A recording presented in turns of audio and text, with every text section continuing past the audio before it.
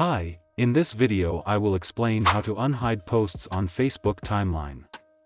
I'll explain in 1 minute, so make sure you watch this video till the end. Okay, let's head over to Facebook.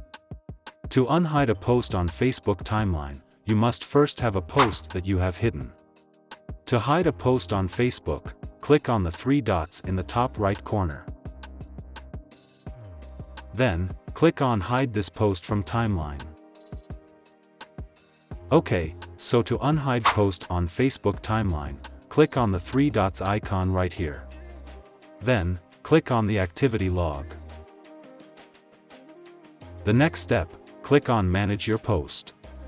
You can search for posts that you have hidden. Usually posts that you have hidden will have a label like this, Hidden from Profile.